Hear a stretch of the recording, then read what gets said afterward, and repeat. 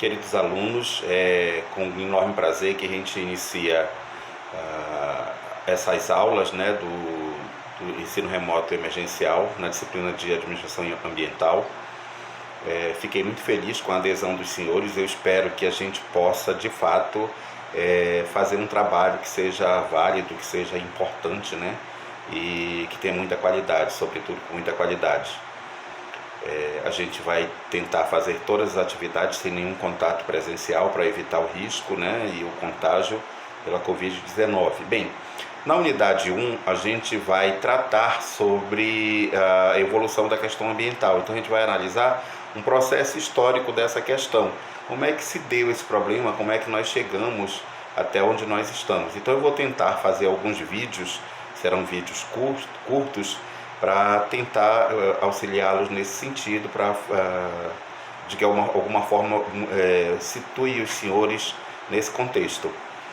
A gente sabe que o que a gente pode falar que o que mais realmente modificou, conduziu e acelerou os problemas ambientais do mundo foi o processo de revolução industrial, sobretudo ao final do século XIX, quando a gente tem assim na realidade, quando inicia, né, a segunda revolução industrial, quando eles descobrem combustíveis fósseis como força motriz, etc.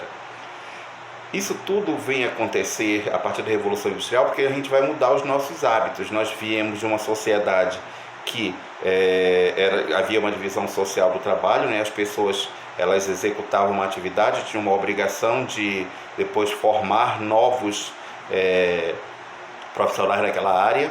Por exemplo, se eu fosse carpinteiro, eu tinha a obrigação de treinar novos carpinteiros, poderiam ser os meus filhos, poderiam ser vizinhos, parentes. Então a sociedade ela sempre se complementava e ela então vivia daquilo que era necessário, satisfazia as necessidades humanas.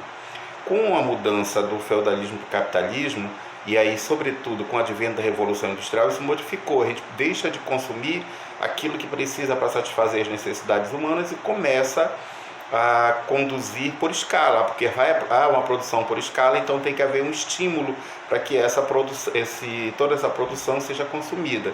Então a gente muda o hábito, né, de consumo, a gente aos poucos vai mudando os hábitos de consumo, mas ele é acelerado a partir da Revolução Industrial.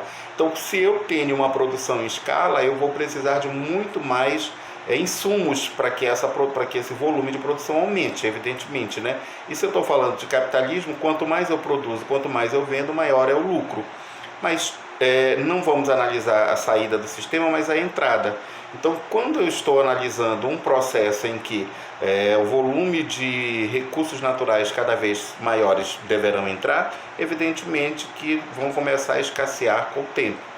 E esse modelo de produção, ele não se preocupava com o que nós chamamos de externalidades, né, que são aqueles malefícios que vêm junto, ou aquelas consequências que vêm junto com o processo produtivo e ninguém espera.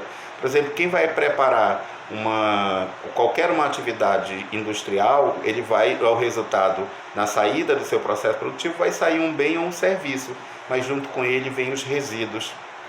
É inerente ao processo, não tem como, é físico. Então, esses resíduos, eles anteriormente, nesse modelo anterior de gestão até o final da década de 80, ele não era pensado, não havia uma preocupação com a questão ambiental. A gente produzia o que queria, jogava onde quisesse, poluía rios, igarapés, mares, oceanos, lençóis freáticos, solos, atmosfera e etc. Tudo que nós já vimos no passado, né? Então isso veio causando vários problemas no mundo, veio causando mudanças climáticas, que é alguma coisa que a gente vai ver aí na frente, mas veio causando problemas ambientais do tipo de contaminação de solo, de problemas urbanos, de muita degradação ambiental e que vai tendo consequência nas desigualdades, vai tendo consequência nos povos mais pobres, que é a maioria da população, é essa que vai sofrer. Então os estados nacionais começaram a perceber e a discutir. Houve, a partir da década de 60, toda uma questão, todo o levantamento sobre essa questão ambiental, e se percebe que a gente, então, está agindo de forma errada. Não pode ser dessa forma, né?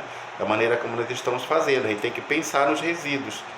E essa disciplina, ela veio exatamente nesse sentido. Ela veio para trabalhar a gestão dos resíduos, não é o processo produtivo em si, mas a saída, que é aquilo que ninguém quer, que é a parte ruim da saída do processo produtivo, mas que é inerente ao processo e, portanto, são os resíduos que vêm sólidos, líquidos ou gasosos. E aí eu preciso me preocupar, como é que eu vou destinar isso, para onde é que ele vai, de que maneira ele vai ser absorvido, né? Porque ele não pode ser jogado fora, não existe fora, não tem fora, o planeta é um só, eu não jogo fora do planeta, fica aqui, em algum lugar.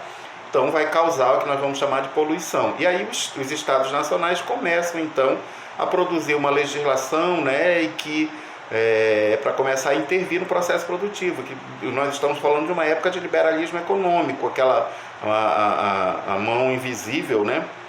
Ela atuava, não era necessário nenhuma intervenção, segundo Adam Smith, etc. e tal. Só que a gente percebe que o mercado tem falhas, e são 4 falhas, uma dessas falhas é a externalidade. Essas externalidades, elas eram, quem pagava na realidade era a sociedade. Começa a sofrer um volume de acidentes ambientais, desastres ambientais no mundo, e isso vai se tornando comum e corriqueiro em vários lugares na Europa, nos Estados Unidos e no Brasil também, sobretudo na região do estado de São Paulo, e isso começa a ter um volume muito grande de pessoas que passam a sofrer mazelas, doenças sérias, degenerativas e muitos casos, inclusive, com muitas mortes.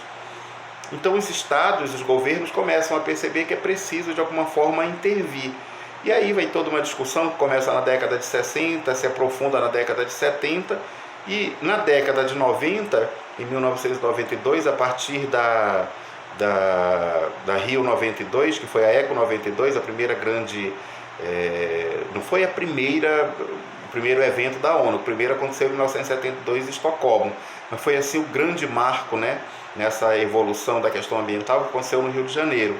E ali saiu um documento chamado Agenda 21, não é um tratado internacional, mas é uma carta, né, uma sugestão, uma recomendação, uma orientação de como deve ser a gestão ambiental dos governos. A partir daí a gente inicia, então o Estado começa um novo processo de intervenção no processo produtivo. Nós não vamos discutir aqui se essa intervenção está engessando ou não, é possível que esteja. A gente não vai entrar ainda nesse mérito nesse momento. A gente só vai falar dessa questão da intervenção do Estado. Ele começa a intervir exatamente por um pequeno detalhe, para controlar a poluição e melhorar a qualidade de vida da população. Se o Estado não fizesse isso, a gente ia estar cada vez mais com mais acidentes ambientais, ia ser muito corriqueiros e um volume muito grande de mortes, inclusive na cidade de Manaus, que é uma cidade industrializada. Então era precisa essa intervenção do Estado. E aí então vai se consolidar no final da década de 90, durante a década de 90, todo o processo de gestão ambiental, que tem na realidade 3 mecanismos, né? O primeiro mecanismo a gente vai estudar na unidade 3, que é o mecanismo de comando e controle, que é a intervenção do Estado de fato, que originou a gestão ambiental. Então, você não pode, mas agora produzir, desenvolver uma atividade econômica sem pedir autorização do Estado. É preciso passar por um processo de licenciamento ambiental, e essa licença ela está condicionada e vinculada a algumas questões, ao desenvolvimento de algumas técnicas, metodologias, ao uso de alguns sistemas que reduzam esse impacto. Então o Estado intervém exclusivamente com a intenção de controlar a poluição, né? E depois a gente vai ver que o segundo mecanismo que nós vamos tratar lá na unidade 4 é o de autorregulação, que é aquilo que está mais direcionado para o administrador, tem a ver com oportunidades de marketing verde, sistema de gestão ambiental, implantação de normas ISO 14001, programa de responsabilidade social, que é a nossa atuação enquanto administrador nas organizações. Então a gente percebe que também há uma possibilidade de atuação pensando nesses mecanismos de gestão ambiental que foram construídos durante décadas e, ao mesmo tempo, além de contribuir com a questão ambiental, promover a melhoria da qualidade de vida, promover as ações organizacionais a ponto que sejam interessantes, inclusive, para melhorar os rendimentos, para melhorar os ganhos, para melhorar a imagem e alavancar as vendas, né, de produtos ou serviços.